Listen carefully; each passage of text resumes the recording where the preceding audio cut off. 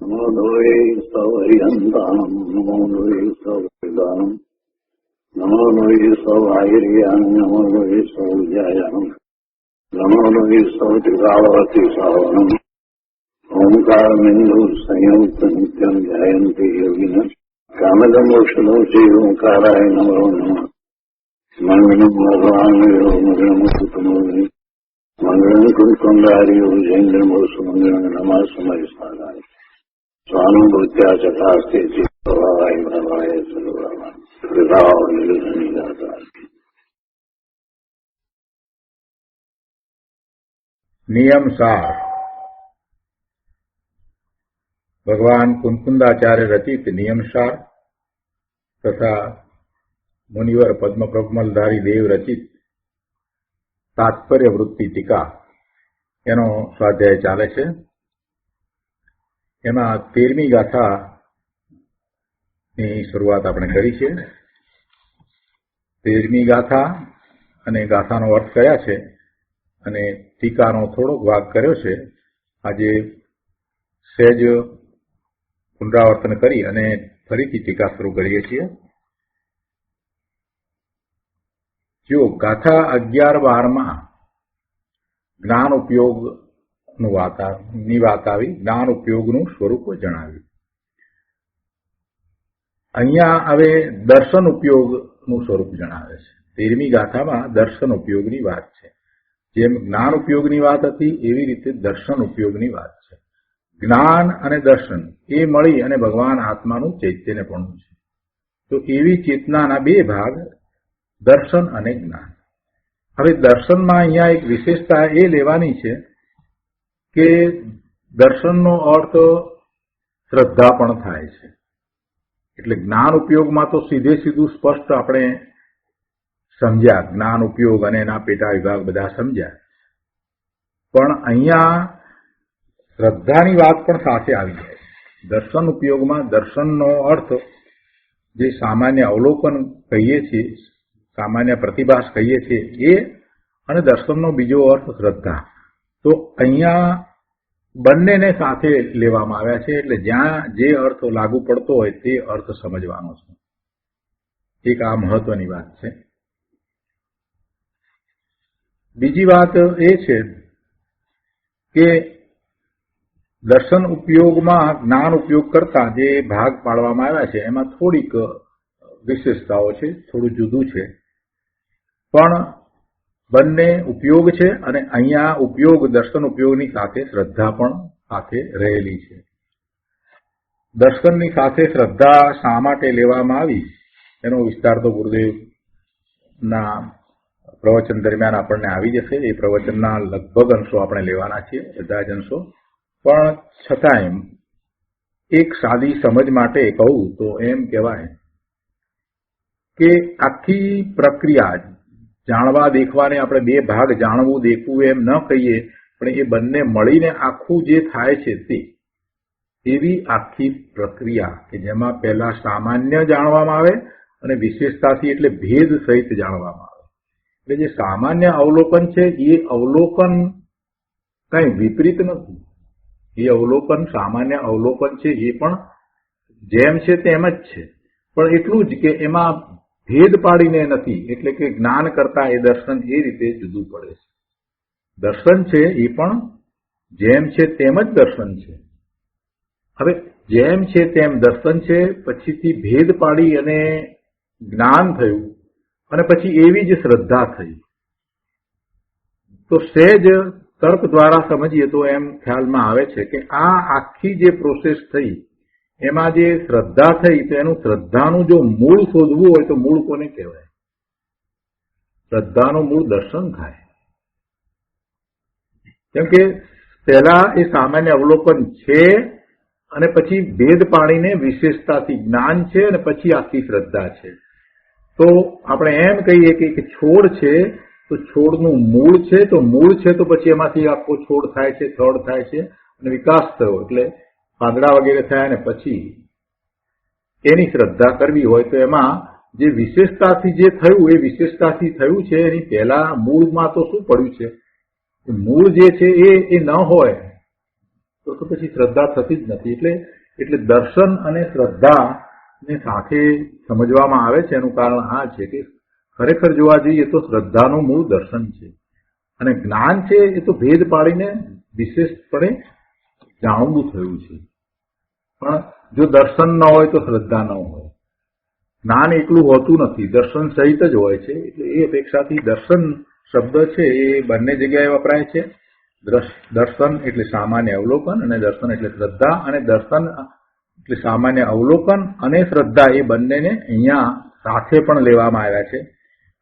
અમુક જગ્યાએ આગળ અર્થમાં એ બંનેને સાથે પણ લેવામાં આવ્યા છે. એટલે આ વાતને મનમાં રાખવી તો ક્યાંય અઘરું નહીં લાગે. અને બીજું બધું જે ભેદ જે છે એમાં તો કેટલીક વસ્તુ તો એ રીતે જ છે કે જે જ્ઞાન ઉપયોગમાં આપણે સમજ્યા હતા એ રીતે જ. તો સહેલાઈથી બધું સમજાશે.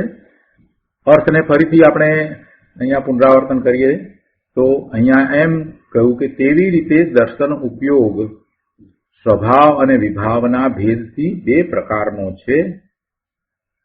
જે કેવળ ઇન્દ્રિય રહિત અને અસહાય છે તે સ્વભાવ દર્શન ઉપયોગ કરો. પછી વિભાવ દર્શન ઉપયોગની આગળ ગાથા કહેશે, પણ અહીંયા સ્વભાવ દર્શન ઉપયોગ કયો. એટલે દર્શન ઉપયોગ બે પ્રકારનો છે, સ્વભાવ અને દર્શન ઉપયોગ. અને અહીંયા જે વાત કરવી છે તે સ્વભાવ દર્શન ઉપયોગની વાત કરવી છે. અને પછી સ્વભાવ દર્શન ઉપયોગ છે એના પણ બે ભેદ કહે છે. તો ટીકા આજે ફરીથી લઈએ છીએ. દર્શન ઉપયોગનું સ્વરૂપ અહીંયા સમજાવવામાં આવ્યું છે. જેમ જ્ઞાન ઉપયોગ બહુવિધ ભેદો વાળો છે, જ્ઞાન ઉપયોગ જેમ ભેદો વાળો છે એ જ રીતે દર્શન ઉપયોગ પણ તેવો છે. જેમ જ્ઞાન ઉપયોગમાં સ્વભાવ જ્ઞાન ઉપયોગ અને વિભાવ જ્ઞાન ઉપયોગ કહેવામાં આવ્યું હતું, એવી રીતે અહીંયા પણ સ્વભાવ દર્શન ઉપયોગ અને વિભાવ દર્શન ઉપયોગ. હવે સ્વભાવ દર્શન ઉપયોગ પણ બે પ્રકારનો છે. સ્વભાવ દર્શન ઉપયોગ પણ બે પ્રકારનો છે. કારણ સ્વભાવ દર્શન ઉપયોગ અને કાર્ય સ્વભાવ દર્શન ઉપયોગ. જો જ્ઞાન ઉપયોગમાં પણ આપણે એમ જ લીધું હતું, સ્વભાવ જ્ઞાન ઉપયોગના બે ભેદ કર્યા હતા. કારણ સ્વભાવ જ્ઞાન ઉપયોગ અને કાર્ય સ્વભાવ જ્ઞાન ઉપયોગ. અને ત્યાં કાર્ય સ્વભાવ જ્ઞાન ઉપયોગ જે કહ્યો હતો તો એ કાર્ય સ્વભાવ જ્ઞાન ઉપયોગ એને તો કેવળ જ્ઞાન કહ્યું હતું. અને એ કેવળ જ્ઞાનના કારણરૂપ કારણ સ્વભાવ જ્ઞાન ઉપયોગ હતો. અને જે કારણ સ્વભાવ જ્ઞાન ઉપયોગ ત્યાં કહ્યો હતો એ ઉપયોગ શબ્દ હોવા છતાં એ પરમ પારિણામિક ભાવે છે. એટલે કે એ દ્રવ્ય સ્થિત છે, એ દ્રવ્યમાં રહેલો છે, એમાં કોઈ બદલાવ આવતો નથી, એવું એ દ્રવ્ય સ્થિત છે. જ્યારે કાર્ય સ્વભાવ જ્ઞાન ઉપયોગ કેવળ જ્ઞાન કહ્યું હતું એ પરિણામ છે, એ પર્યાયરૂપ છે. કે કારણ સ્વભાવ જ્ઞાન ઉપયોગ જે કહ્યો હતો એ દ્રવ્ય સ્થિત છે, એ પરમ પારિણામિક ભાવે છે, એ દ્રવ્યાર્થિક નયનો વિષય છે. જ્યારે પેલો કાર્ય સ્વભાવ જ્ઞાન ઉપયોગ એટલે કે કેવળ જ્ઞાન જે કહ્યું હતું એ પર્યાયરૂપ છે, એ પર્યાર્થિક નયનો વિષય છે. એટલે એ વાતને યાદ કરીએ તો એ જ રીતે અહીંયા પણ વાત કરી કે દર્શન ઉપયોગ સ્વભાવ દર્શન ઉપયોગ અને વિભાવ દર્શન ઉપયોગ કયો. અને એમાં જે સ્વભાવ દર્શન ઉપયોગ છે એ પણ બે પ્રકારનો છે.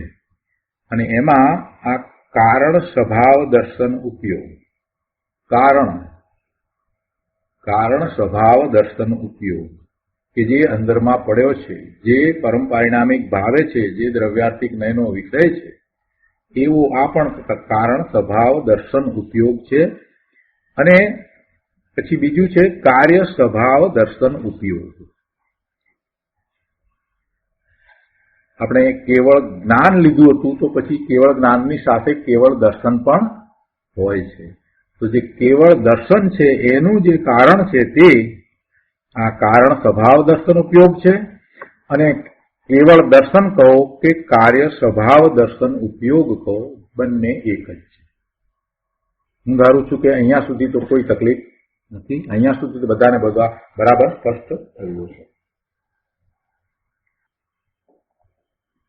હવે અહીંયા કહે છે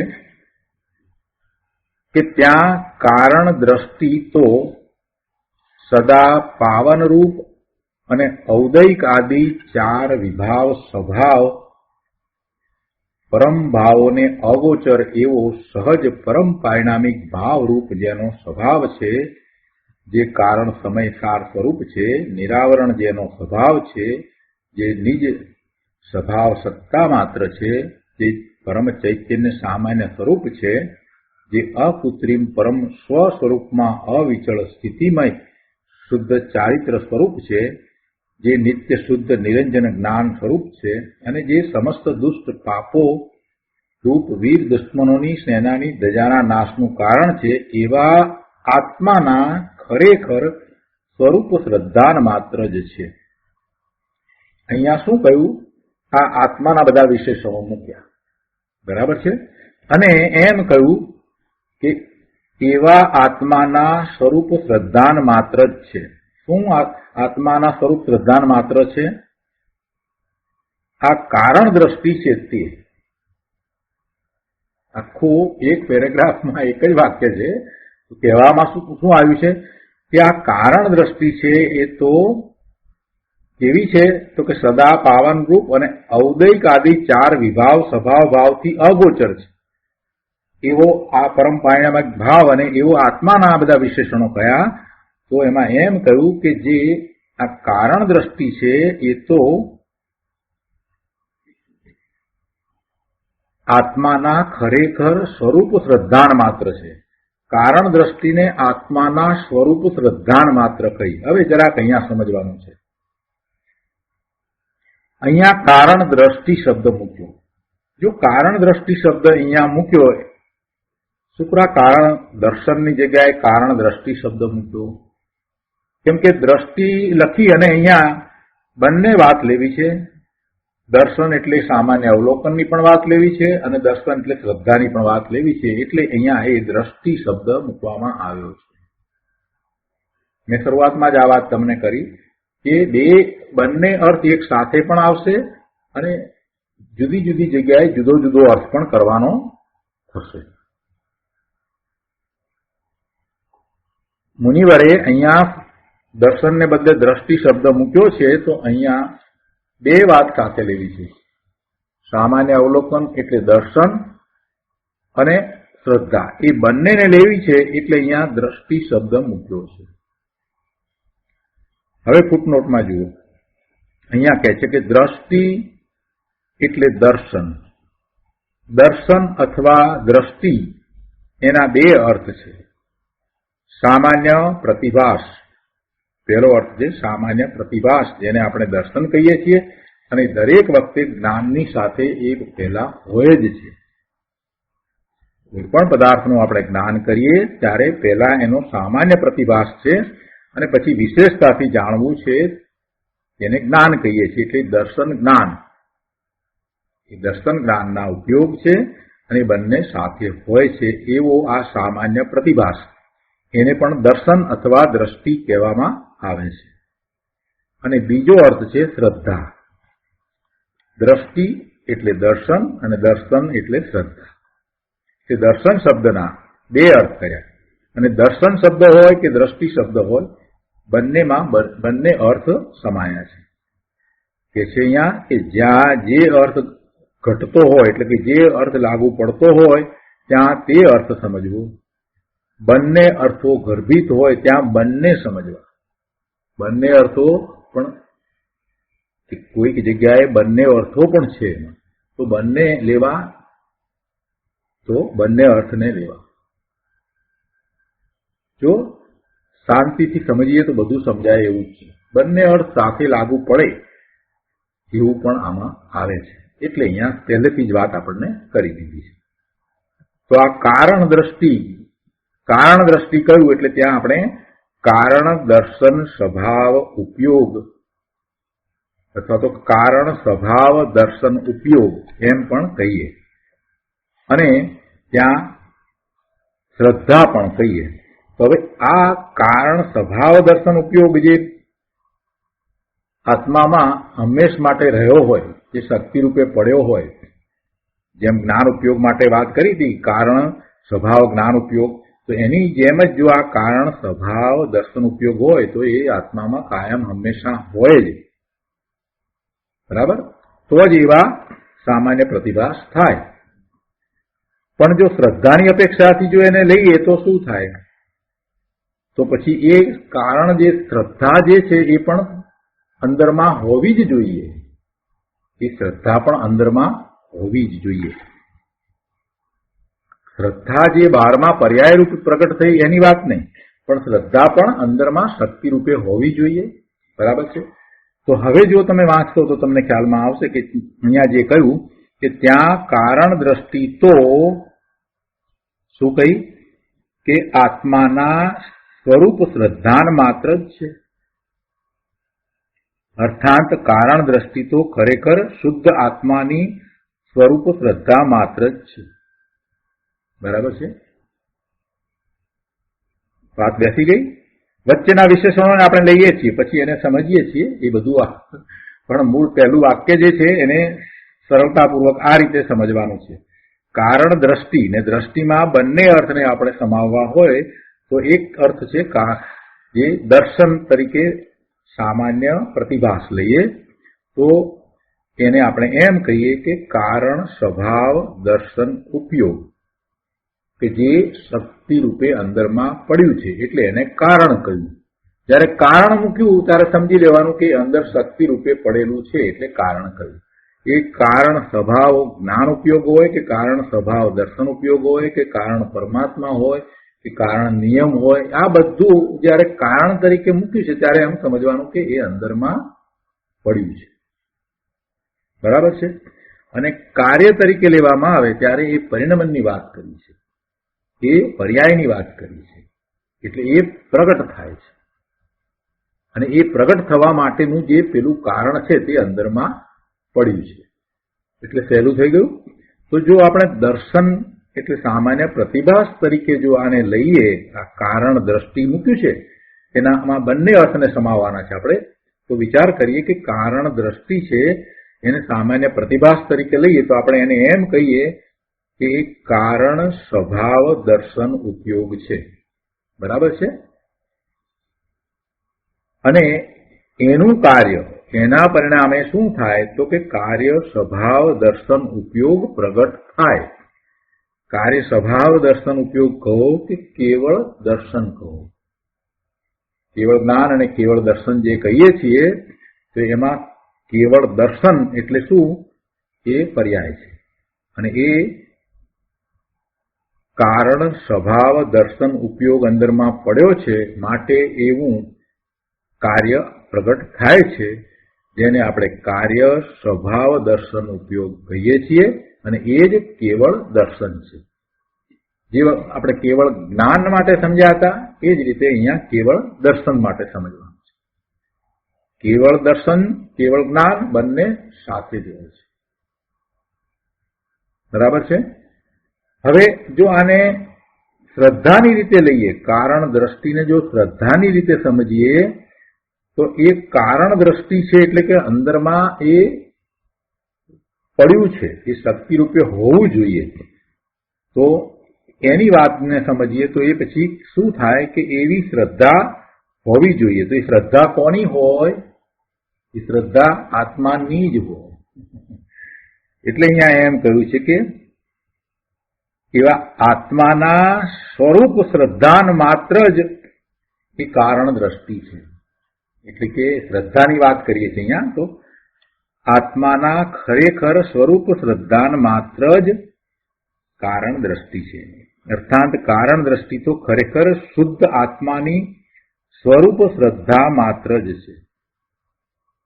શુદ્ધ આત્માની સ્વરૂપ શ્રદ્ધા માત્ર જ કારણ દ્રષ્ટિ છે. સ્વરૂપ શ્રદ્ધાનને અહીંયા ફૂટનોટમાં કહ્યું છે એ પ્રમાણે સમજીએ. અહીંયા કે છે સ્વરૂપ શ્રદ્ધાન એટલે સ્વરૂપ અપેક્ષાએ શ્રદ્ધાન. સ્વરૂપ અપેક્ષાએ શ્રદ્ધાન. જેમ કારણ સ્વભાવ જ્ઞાન અર્થાત સહજ જ્ઞાન સ્વરૂપ પ્રત્યક્ષ છે, ત્યાં આવ્યું ને એવું કારણ સ્વભાવ જ્ઞાન છે એ સહજ જ્ઞાન છે અને સહજ જ્ઞાન છે એ સ્વરૂપ પ્રત્યક્ષ છે. તેવી રીતે આ કારણ સ્વભાવ દ્રષ્ટિ અર્થાત સહજ દર્શન સ્વરૂપ શ્રદ્ધાન માત્ર જ છે. પેલું સહજ જ્ઞાન હતું એવું આ સહજ દર્શન, અને અહીંયા એક વાત કરે છે કે જે સહજ જ્ઞાન હતું એ સ્વરૂપ પ્રત્યક્ષ હતું, તો આ સ્વરૂપ શ્રદ્ધાન માત્ર જ છે. જો અહીંયા જેટલું સમજાય એટલું સમજવાનું, હજી આખો ભાવ તમને ગુરુદેવે જયારે વિસ્તાર કર્યો છે ત્યારે પકડાશે, પણ આ જ્ઞાનની સાથે તમે તુલના કરીને સમજશો એટલે સમજાશે, કેમ કે તમે જ્ઞાનને બરાબર સમજ્યા છો. અને એટલી વાત યાદ રાખો કે શ્રદ્ધા અને સામાન્ય પ્રતિભાસ એ બંનેની વાત અહીંયા સાથે લેવામાં આવી છે. બરાબર છે? તો પછી હવે આગળ આપણે લઈએ. અહીંયા આપણે વધારે વિસ્તાર નહીં કરીએ, ગુરુદેવ પાસેથી જ સમજીશું, એ વધારે સારી રીતે સમજાશે આપણને. તો અહીંયા એ વાત કરતા હતા કે કારણ દ્રષ્ટિ તો, હવે એ કારણ દ્રષ્ટિ તો કરીને અલ્પવિરામ કરી છે. પછી જે વાત કરી છે એ આગળ કહે છે કે સદા પાવન રૂપ અને ઔદૈક આદિ ચાર વિભાવ સ્વભાવ પરભાવોને અગોચર. જો આ જે વાત કરી છે એમાં ચાર ભાવની વાત કરી છે: ઔદૈક, ઉપસમ, ક્ષયોક્ષમ અને ક્ષાયિક, એવા ચાર ભાવ. પરમપારિણામિક પાંચમો ભાવ છે એ તો દ્રવ્ય રૂપે છે. પરમપારિણામિક ભાવ જે કહેવામાં આવ્યો, જે આપણે પાંચમો ભાવ જે કહીએ છીએ એ તો દ્રવ્ય રૂપે છે.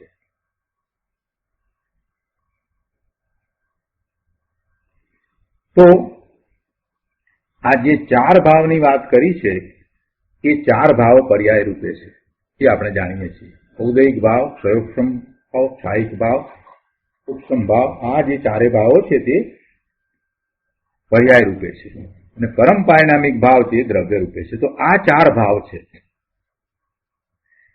એટલે અહીંયા એ કહે છે કે એવા ચાર ભાવ જેને વિભાવ સ્વભાવ કહેવામાં આવે છે. ચાર ભાવ છે એને વિભાવ સ્વભાવ કહેવામાં આવે છે. અને ફૂટનોટમાં એનો અર્થ કર્યો છે વિભાવ એટલે વિશેષ ભાવ. વિભાવ એટલે વિશેષ ભાવ. જો પર્યાયને પણ આપણે વિશેષ કહીએ છીએ, બરાબર છે. અને આ ચાર ભાવ છે, ઔદૈક ભાવ, ઉપસમ ભાવ, ક્ષયોક્ષમ ભાવ અને ક્ષાયિક ભાવ જે છે એ પણ એ વિશેષ ભાવ છે, એ પણ પર્યાય રૂપે છે, એ દ્રવ્ય રૂપે નથી, એ ક્ષણિક છે. એટલે એને વિશેષ ભાવ કહેવાય અથવા તો અપેક્ષિત ભાવ કહેવાય. ઔદૈક, ઔપસમિક, ક્ષાયોક્ષમિક અને ક્ષાયિક એ ચાર ભાવો અપેક્ષિત ભાવો હોવાથી તેમને વિભાવ સ્વભાવ પરભાવો કહ્યા છે. એને પરભાવો કહ્યા છે.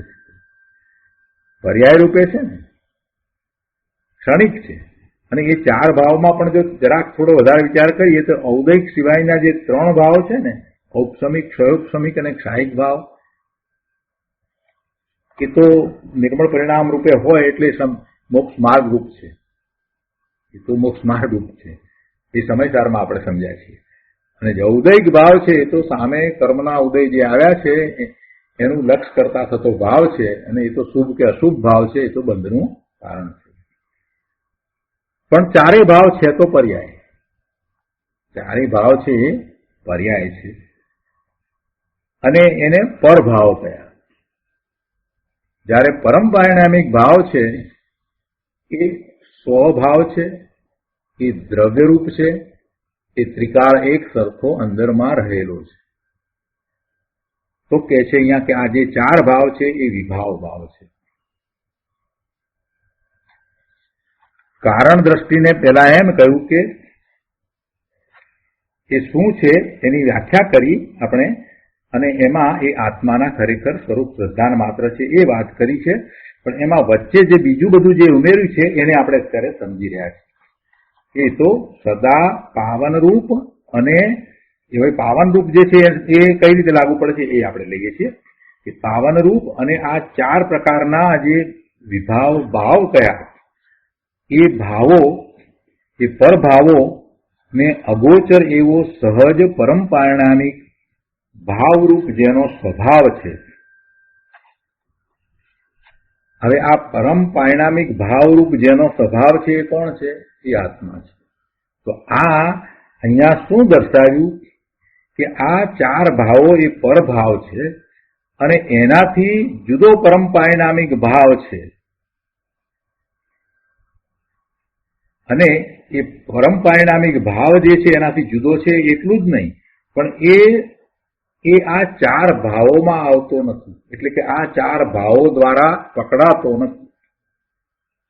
અગોચર શબ્દ મૂક્યો છે ને, શું કહ્યું છે અહીંયા કે ઔદૈક આદિ ચાર વિભાવ ભાવ, આ વિભાવ સ્વભાવ, એ ચાર વિભાવ સ્વભાવ છે એ તો પરભાવ છે અને એ પરભાવોને અગોચર, એ પરભાવોમાં ન સમજાય, ન જણાય, ન આવે એટલે એને અગોચર. ચાર ભાવોમાં એ નથી આવતો એવો અગોચર, એનાથી અગોચર એવો સહજ પરમ પારિણામિક ભાવ છે અને એ પરમ પારિણામિક ભાવ સ્વરૂપ જેનો સ્વભાવ છે એવો આત્મા. શું કહ્યું? સરસ વાત કરી છે પ્રભુ, શાંતિથી સમજીએ એટલે સમજાય એવી છે. સદા પાવન રૂપ આત્માની વાત છે, સદા પાવન રૂપ છે અને આ ઔદૈક ભાવોથી અગોચર એવા સહજ પરમ પારિણામિક ભાવરૂપ જેનો સ્વભાવ છે એવો આત્મા. અને એવા આત્માના સ્વરૂપ શ્રદ્ધાન માત્ર કારણ દ્રષ્ટિ છે. બરાબર? કારણ દ્રષ્ટિની વાત શરૂ કરી તો કહે છે કે કારણ દ્રષ્ટિ કેવી છે? તો એ કહે છે કે એ આત્માના ખરેખર સ્વરૂપ શ્રદ્ધાન માત્ર જ છે. ને પછી આત્મા કેવો છે? તો આત્માના વર્ણનમાં બધા વિશેષણો લગાડતા એમ કહ્યું કે સદા પાવન રૂપ, અને એટલે પાવન રૂપ તો આત્મા, અને વળી આત્મા કેવો કયો કે ઔદૈક આદિ જે ચાર વિભાવ ભાવ કયા, ચાર વિભાવ સ્વભાવ કયા, એ પરભાવો એને જે અગોચર છે એવો સહજ પારિણામિક ભાવ, એવા સહજ પારિણામિક ભાવ રૂપે જેનો સ્વભાવ છે એવો આત્મા. હા, એક વાત. બરાબર? હવે બીજી વાત કે જે કારણ સમયસાર સ્વરૂપ છે એવો આત્મા, જે કારણ સમયસાર સ્વરૂપ છે એવો આત્મા.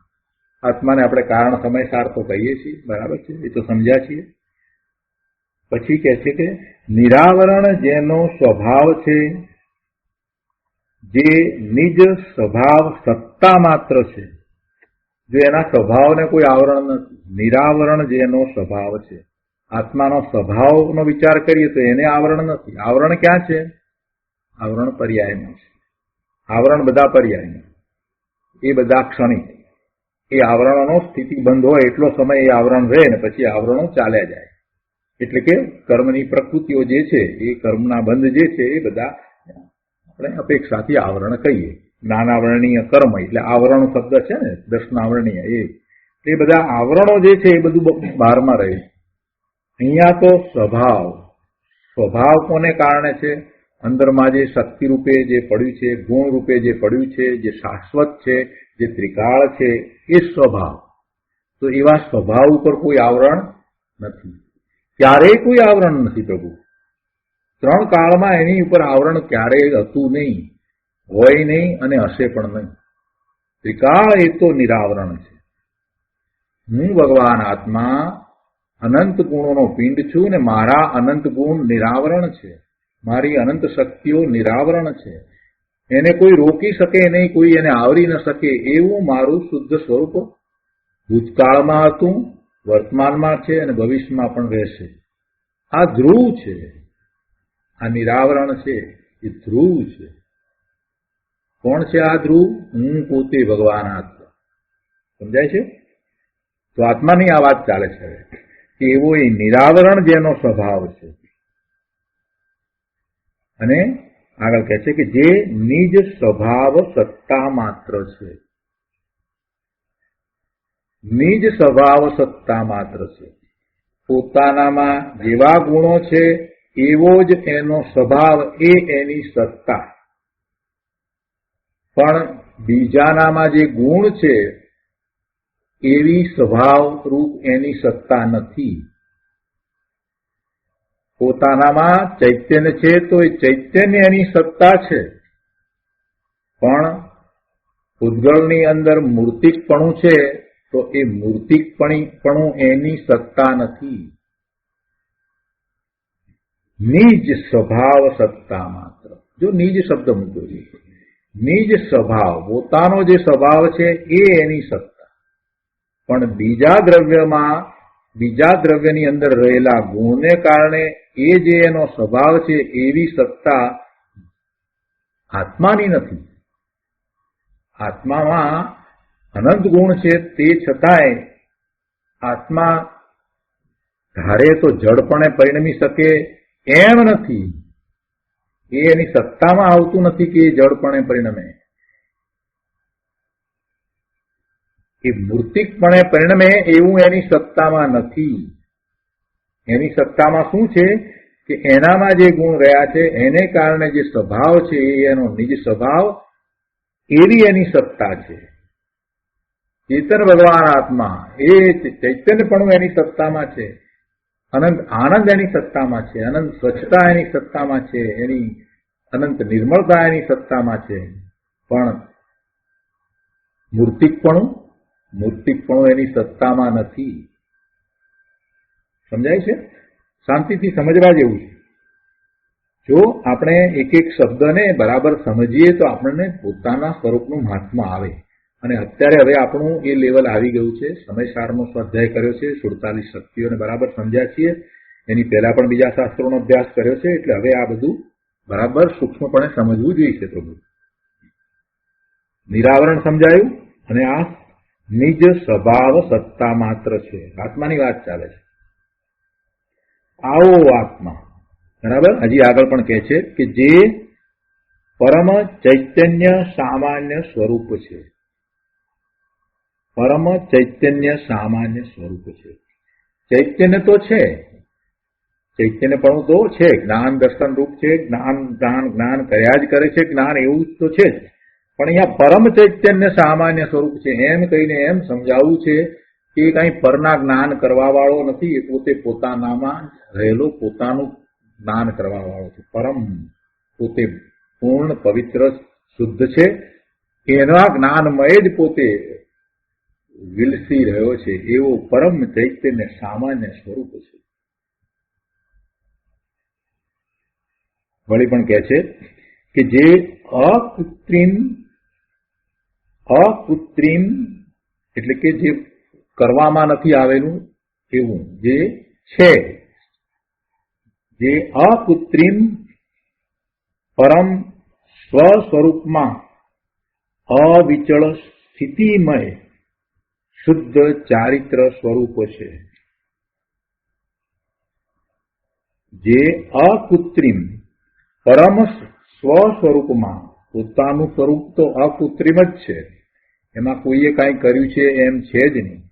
એવા સ્વરૂપમાં અવિચળ સ્થિતિમય શુદ્ધ ચારિત્ર સ્વરૂપ છે.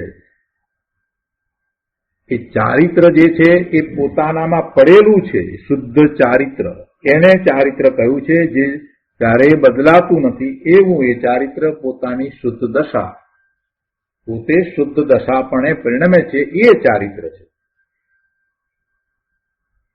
એટલે કે છે કે જે અકૃત્રિમ પરમ સ્વ સ્વરૂપમાં અવિચળ સ્થિતિમય, બદલાય નહીં, ચડતું નથી એવું શુદ્ધ ચારિત્ર સ્વરૂપ છે. જે નિત્ય શુદ્ધ નિરંજન જ્ઞાન સ્વરૂપ છે. નિત્ય જ્ઞાન સ્વરૂપ છે અને શુદ્ધ નિરંજન જ્ઞાન સ્વરૂપ છે. કોઈ બીજા પરથી રંજિત થતો નથી. પોતે શુદ્ધ નિરંજન જ્ઞાન સ્વરૂપ છે. અને જે સમસ્ત દુષ્ટ પાપોરૂપ વીર દુશ્મનોની સેનાની ધજાના નાશનું કારણ છે. દુષ્ટ પાપોરૂપ દુશ્મન, અને દુશ્મન પણ કેવો વીર કયો છે. અહીંયા દુશ્મનને વીર એટલા માટે કયો છે કે આ પાપ છે ને, એ પાપ એના સામ્રાજ્ય નીચે આ બિચારો અનાદિથી આવી ગયો છે. સમ્યક દર્શન પ્રગટ નથી કહ્યું, અને અનંતકાળથી છે. અનંતકાળથી છે તો સામે એનો અર્થ એ થયો કે આ પુણ્ય પાપના જે ભાવ છે એમાં એ કેટલો બધો આવી ગયો. એટલે હંમેશા પુણ્ય પાપના ભાવમાં જે રહ્યો એટલે જીત કોની થઈ? એના શુદ્ધ ભાવની જીત નથી થઈ. કેમ નથી થઈ? કેમ કે એના તરફ એને લક્ષ્ય નથી કર્યું. એટલે આ જે પાપના ભાવ પાપરૂપ જે છે ને એ બળવાન છે, ગમે તેવા નથી, જલ્દી ચાલ્યા જાય એવા નથી. એટલે એને વીર મૂક્યો છે. પણ એને દુશ્મન કયા? દુશ્મન એટલા માટે કે એનાથી જુદા છે, એ એના નથી, એને જીતવાના છે. જેને જીતવાના હોય એને દુશ્મન કહેવાય. તો કહે છે કે સમસ્ત દુષ્ટ પાપોરૂપ વીર દુશ્મનોની સેનાની ધજાના નાશનું કારણ છે. સેનાની ધજાનો નાશ એટલે કે એ અહીંયા એને જીતી લેવું. એને જીતી શકે એવો ભગવાન આત્મા છે. પાપોને જીતી શકે એવો ભગવાન આત્મા પોતે છે. પાપને જીતવા માટે એને કઈ પરની અપેક્ષા નથી. પાપોને જીતવાની શક્તિ તો અંદરમાં પડી છે. કોઈ એમ કે છે કે નૌકાર મંત્રના સ્મરણથી પાપોનો નાશ થાય છે. આપણે કહીએ છીએ, બધા કહીએ છીએ, એસો પંચ નમુકારો સવ પાવ નાશનો અને મંગલાણ સર્વેશી, અને મંગલરૂપ છે એમ આપણે કહીએ છીએ નૌકાર મંત્રને. પણ એ તો વ્યવહારનું કથન છે પ્રભુ. એ તો નમસ્કાર મંત્ર એ તો દ્વારા પાપોનો નાશ થાય છે એમ કહેવું એ તો વ્યવહારનું કથન છે. વાસ્તવમાં પાપનો નાશ કરનાર તો ભગવાન આત્મા પોતે અંદરથી સર્વશક્તિમાન છે. આ વાત ગળે ઉતરે તો અંતર્મુહૂર્તમાં સમ્યક દર્શન થાય. આવી વાત છે. એને હંમેશા પરનું લક્ષ્ય રહ્યું છે. એને હંમેશા એમ છે કે પરમાંથી કાંઈક મને મળે ને મારું કાર્ય થઈ જાય. એટલે બિચારો ફાંફામાં આવે છે. જે વ્યવહારના કથનો છે એમાં ને એમાં એ રોકાઈ રહ્યો છે, અને અંતરલક્ષી પુરુષાર્થ એને ઉપડતો જ નથી. નૌકાર મંત્ર શું છે એ સમજ્યો જ નથી. એના 68 અક્ષર કરીને વાતમાં એ પડી ગયો છે. પણ એ તો આત્માનું સ્વરૂપ દર્શાવનારા એ 5 પદ છે. એ પંચપરમેષ્ઠના જે 5 પદ છે એ આત્માનું સ્વરૂપ છે. આત્માનું એવું સ્વરૂપ છે. એ 5 પદ જે છે એ આત્માના જ પદ છે. અને આત્મા એ એક પદ, પહેલા જે સાધુના 3 પદ જે કયા છે એમાંથી કોઈ એક પદની પ્રાપ્તિ કરે છે, અને ત્યાર પછીથી અર્યંત પદની પ્રાપ્તિ કરે છે, અને ત્યાર પછીથી સિદ્ધ પદની પ્રાપ્તિ કરે છે. એ આત્માના જ પદ છે. આત્માની એ શુદ્ધ દશાનો વિકાસ એમાં તો દર્શાવ્યો છે. અને જેમણે એવી શુદ્ધ દશા પ્રગટ કરી છે એમને એમાં નમસ્કાર કર્યા છે. જેમણે એવી શુદ્ધ દશા પ્રગટ કરી છે એમને એમાં નમસ્કાર કર્યા છે. એટલે જેમણે એવી શુદ્ધ દશા કરી છે એ બધા તરફ લક્ષ કર્યું ને, એટલે એ તો શુભભાવ થયો. એ તો શુભભાવ થયો, એથી પુણ્યનો બંધ પડે. પણ છતાંય એમ કહેવામાં આવે વ્યવહારથી કે પાપનો નાશ કરનાર છે. તો એમાં આશય એવો છે કે જ્યારે તમે પણ એવા પદમાં આવો પુરુષાર્થ દ્વારા તો પાપનો નાશ થઈ જાય છે. એ આશય છે એમાં. નહીં કે પેલાને નમસ્કાર કરીએ માટે પાપનો નાશ થાય છે, એમ નથી. પંચ પરમેષ્ઠને નમસ્કાર કરવાથી પાપનો નાશ નથી થતો, પરંતુ તે 5 પદ જે છે એ આત્માના પદ છે ને, એમાંના કોઈ પદમાં તમે આવો છો એટલે તમારો એવો પુરુષાર્થ થાય છે, ત્યારે પાપનો નાશ થાય છે.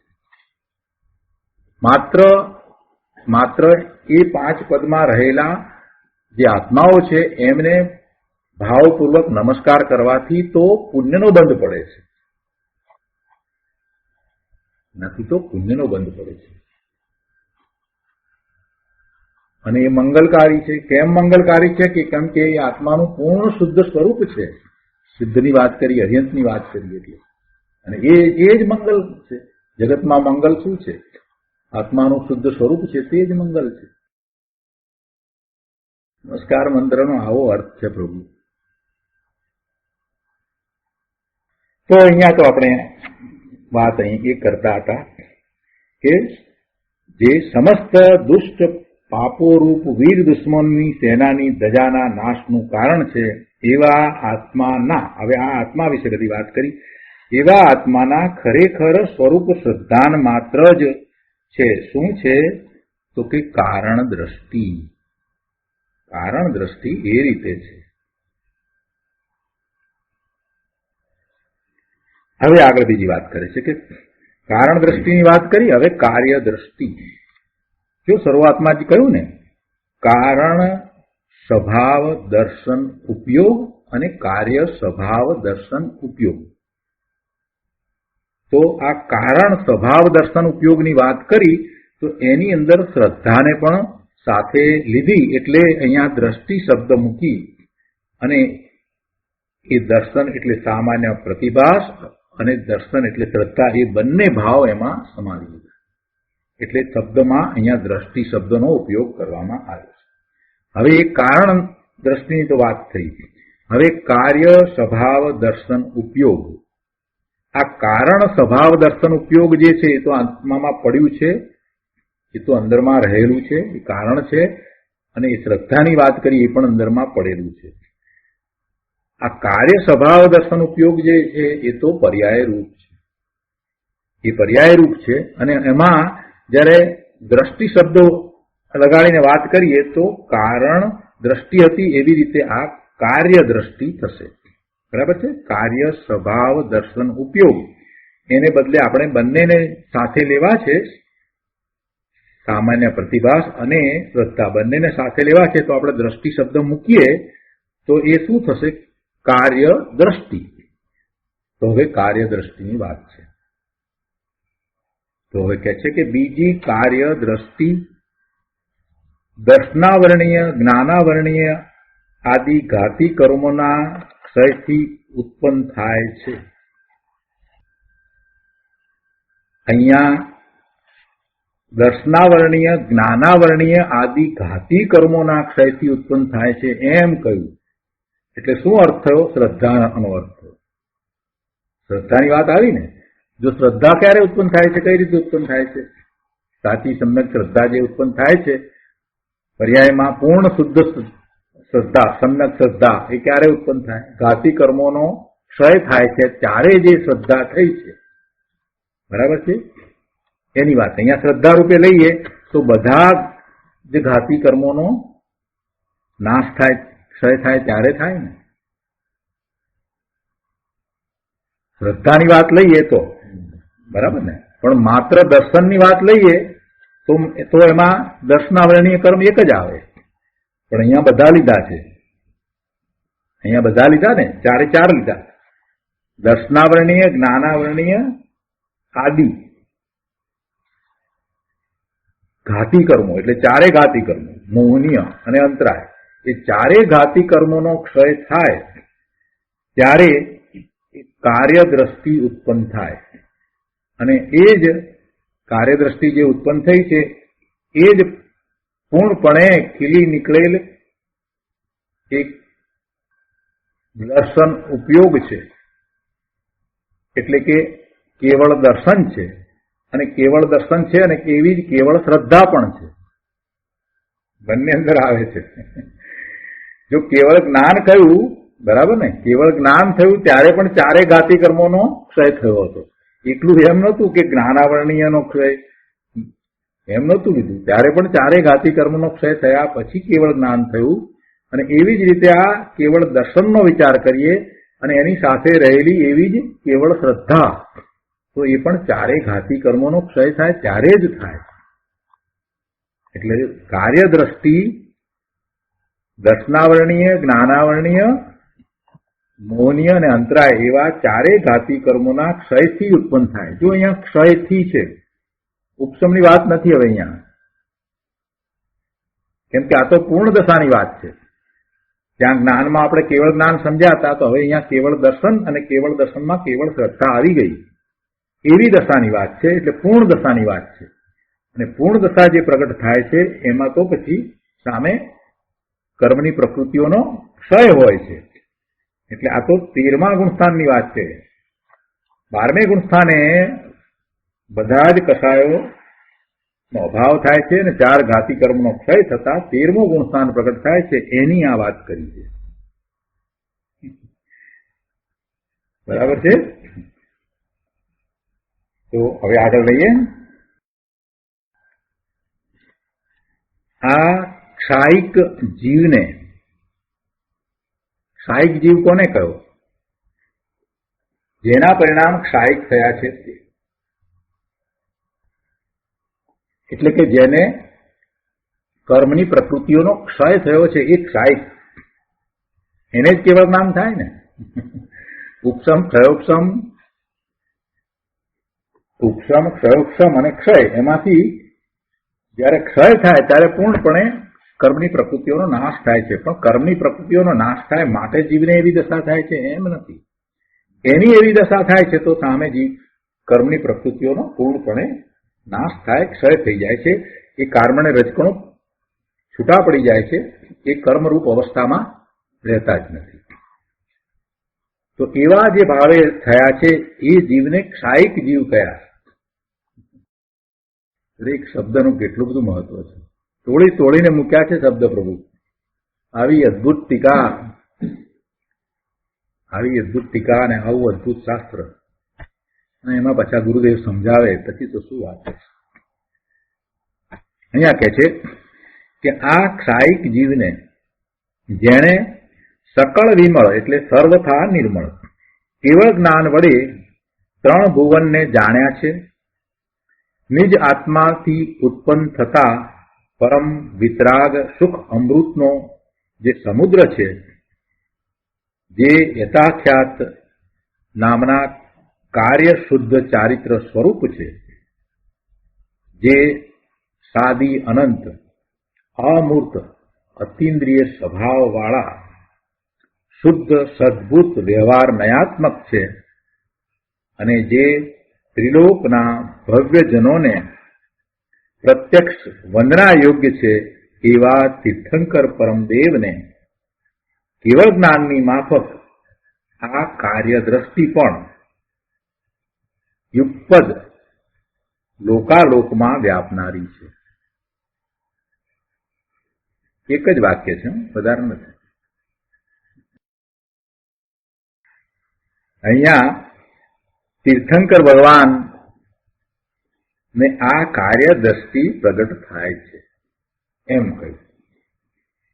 શું કહ્યું છે અહીંયા? કે આ બીજી કાર્ય દ્રષ્ટિ જે પ્રગટ થઈ એ કોને પ્રગટ થઈ? એ જેમને કેવળ જ્ઞાન થયું છે એમને, એવા અરિહંત પરમેશ્વરને પ્રગટ થઈ છે. પ્રત્યક્ષ વંદન કરવા યોગ્ય ત્રિલોકના ભવ્યજનોને પ્રત્યક્ષ વંદન કરવા યોગ્ય. ભવ્ય ને અભવ્ય બધાને વંદન કરવા યોગ્ય હોય, પણ અહીંયા ભવ્યને લીધું છે. કેમ કે સાચા વંદન કોણ કરે છે? સાચા વંદન તો સમ્યક દ્રષ્ટિ જ કરી શકે. મિથ્યા દ્રષ્ટિના વંદન સાચા હોય નહીં. વંદનમાં અહોભાવ ક્યારે આવે? કે જેને તમે વંદન કરો છો, જેને વંદન કરો છો એને તમે જાણો છો, એની મહત્તાને જાણો છો, એના પુરુષાર્થને જાણો છો, એને જે પ્રાપ્ત કર્યું છે, જે એચીવ કર્યું છે એને તમે જાણો છો.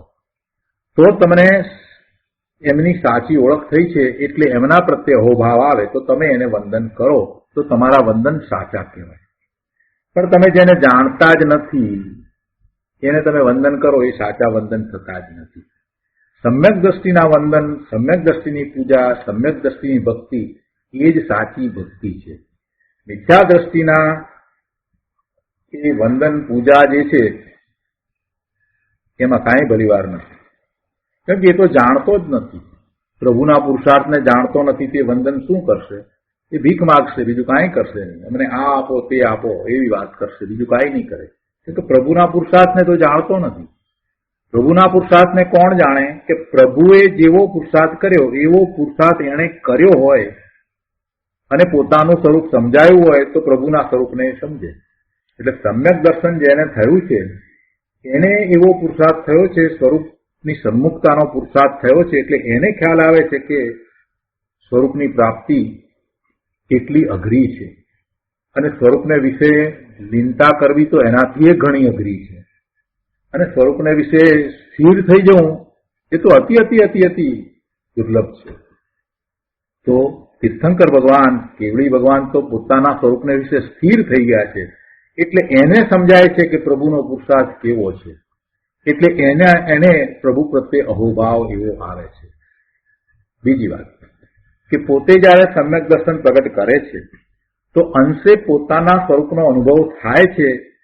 એટલે એને ખ્યાલ આવે છે કે આત્મામાં શું ભર્યું પડ્યું છે અને પોતાનું કેવું શુદ્ધ નિર્મળ સ્વરૂપ છે એમાં.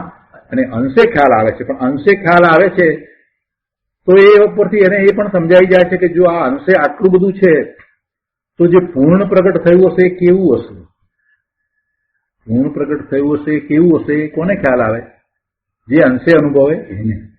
જરાક કણી ચાખી છે એને ખ્યાલ આવે કે આખી વસ્તુ પ્રાપ્ત થાય તો. એટલે પ્રભુએ તો પૂર્ણ પ્રાપ્ત કર્યું છે, તો એ પૂર્ણ શું પ્રાપ્ત કર્યું છે એનું મહત્વ કોને સમજાય? જેને અંશે પ્રાપ્ત કર્યું છે એને સમજાય. એટલે સમ્યક દ્રષ્ટિને સમજાય કે પ્રભુએ શું પ્રાપ્ત કર્યું છે. બે વાત થઈ, પ્રભુનો પુરુષાર્થ અને પ્રભુએ શું પ્રાપ્ત કર્યું છે. એ બંને વસ્તુ કોને સમજાય? સમ્યક દ્રષ્ટિને સમજાય.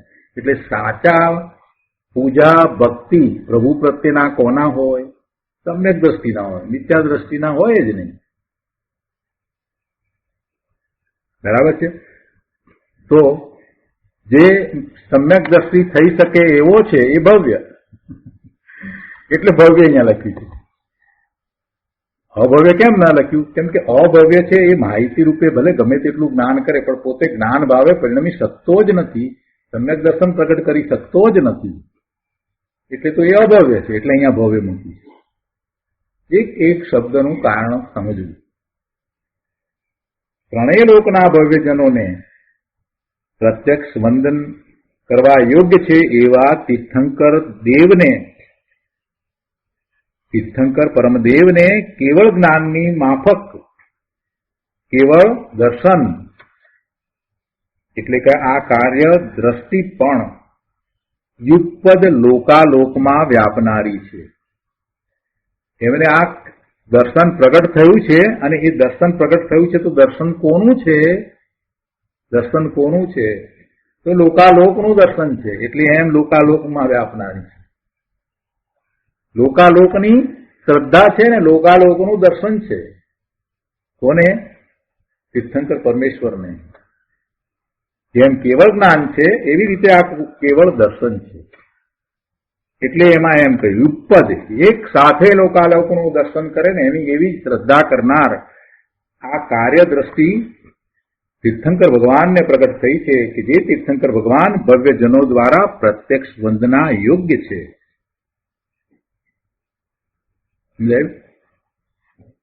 હજી વચ્ચેનું ઘણું તો બાકી રહ્યું. આ તો એક લીટીનો જ પેરેગ્રાફ છે ભાઈ.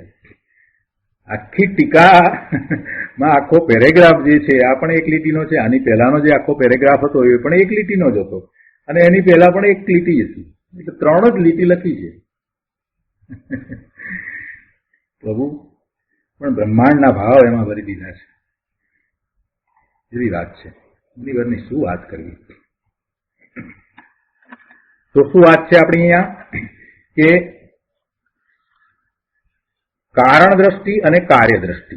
તો કારણ દ્રષ્ટિની વાત કર્યા પછીથી અહીંયા એમ કહ્યું કે બીજી કાર્ય દ્રષ્ટિ. બીજી કાર્ય દ્રષ્ટિ એટલે પહેલી કારણ દ્રષ્ટિ કહી એ અપેક્ષાથી બીજી કાર્ય દ્રષ્ટિ દર્શનાવર્ણીય જ્ઞાનાવર્ણીય આદિ ઘાતી કર્મોના ક્ષયથી ઉત્પન્ન થાય છે. એટલે એ ચારે ઘાતી કર્મોના ક્ષયથી ઉત્પન્ન થઈ તીર્થંકર પરમેશ્વરને ઉત્પન્ન થઈ છે એ વાત આપણે લીધી. અને આ ક્ષાયિક જીવને કેમ કે એમના એ ભાવ છે એમાં તો બધા કર્મોનો ક્ષય થાય છે. ચારે ઘાતી કર્મોનો ક્ષય થાય છે. ભલે અઘાતી કર્મ હજી પડ્યા છે, એ પ્રકૃતિઓ પડી છે. એટલે કે છે કે આ ક્ષાયિક જીવને જેણે સકળ વિમળ સર્વથા નિર્મળ કેવળ જ્ઞાન વડે 3 ભુવનને જાણ્યા છે, નિજ આત્મામાંથી ઉત્પન્ન થતા પરમ વિતરાગ સુખ અમૃતનો જે સમુદ્ર છે, જે યથાખ્યાત નામના કાર્ય શુદ્ધ ચારિત્ર સ્વરૂપ છે. આ યથાખ્યાત ચારિત્ર એ કેવળ જ્ઞાન થાય છે ત્યારે જે ચારિત્ર છે તેને યથાખ્યાત ચારિત્ર કહ્યું. જો નિશ્ચયથી ચારિત્રની વ્યાખ્યા આપણે શું કરી કે પોતે સમ્યક દર્શન સમ્યક જ્ઞાનપૂર્વક સ્વરૂપને વિશે રહે છે એ ચારિત્ર કહ્યું. પણ એ તો ત્યાં એટલો સમય રહે છે ને પછી પાછો બહાર આવે છે. અહીંયા શું છે? અહીંયા એ ચારિત્ર ની ઉગ્રતા કેવી છે તો કે એમાં સ્થિરતા થઈ ગઈ. સમ્યક દર્શન સમ્યક જ્ઞાન પૂર્વક એ પોતે ત્યાં સ્થિર થઈ ગયા, શ્રદ્ધા પણ એવી જ થઈ ગઈ. બરાબર? એટલે એ ચારિત્રને યથાખ્યાત ચારિત્ર નામ આપવામાં આવે છે. બરાબર છે? યથાખ્યાત નામના કાર્ય શુદ્ધ ચારિત્ર સ્વરૂપ છે. હવે એ કાર્ય શુદ્ધ ચારિત્ર એને કહ્યું કેમ કે અહીંયા કારણ અને કાર્ય એ રીતે આખી વાત ચાલે છે એટલે એને કાર્ય શુદ્ધ ચારિત્ર થયું, એ પ્રગટ થયું છે. પછી કહે છે કે જે સાદી અનંત, સ આદિ સાદી અને અનંત અમૂર્ત અતિન્દ્રિય સ્વભાવ વાળા શુદ્ધ સદભૂત વ્યવહાર નયાત્મક છે. જો અહીંયા થોડુંક સમજવાનું છે, એ સમજીએ આજે. અતિન્દ્રિય આનંદ સ્વભાવ વાળા અમૂર્ત, એ તો વાત બરાબર બેસી જાય છે. પણ અહીંયા એક બીજો શબ્દ મૂક્યો છે કે શુદ્ધ સદભૂત વ્યવહાર નયાત્મક. પ્રભુ આ તીર્થંકર ભગવાન છે તે શુદ્ધ સદભૂત વ્યવહાર નયાત્મક છે. હવે શુદ્ધ સદભૂત વ્યવહાર નય નો જે વિષય બને એવા એ તીર્થંકર ભગવાન કેવી છે. એ કોના જ્ઞાનમાં? આપણા જ્ઞાનમાં એ કયા નયનો વિષય બને છે? આપણા જ્ઞાનમાં એ આપણા સ્વથી એ જુદા છે, સ્વથી જુદા છે એટલે વ્યવહાર નય તો થઈ ગયો, પણ છે એટલે સદભૂત થયો, અને એમની અવસ્થા શુદ્ધ છે.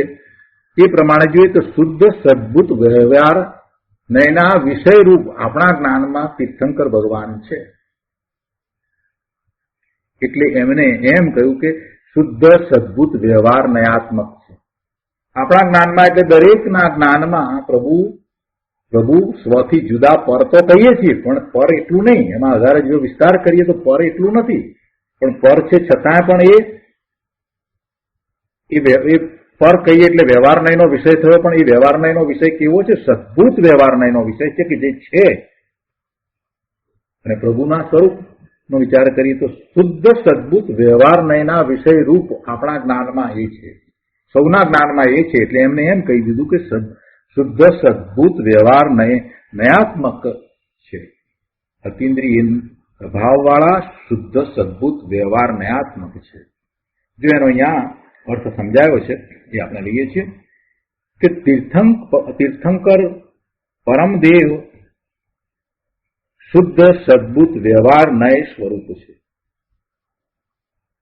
શુદ્ધ સદભૂત વ્યવહાર નય સ્વરૂપ છે કે જે શુદ્ધ સદભૂત વ્યવહાર નય સાદી અનંત અમૂર્તિક અને અતિન્દ્રિય આનંદ સ્વભાવ વાળો છે. તો આ કાર્ય દ્રષ્ટિની વાત કરી, બરાબર છે. તો આજનો સ્વાધ્યાય આપણે અહીંયા સુધી રાખીએ છીએ. હવે આવતા સ્વાધ્યાયમાં આપણે ગુરુદેવ પાસેથી આ ટીકાને સમજીશું. હવે સુખધામ બોલીએ.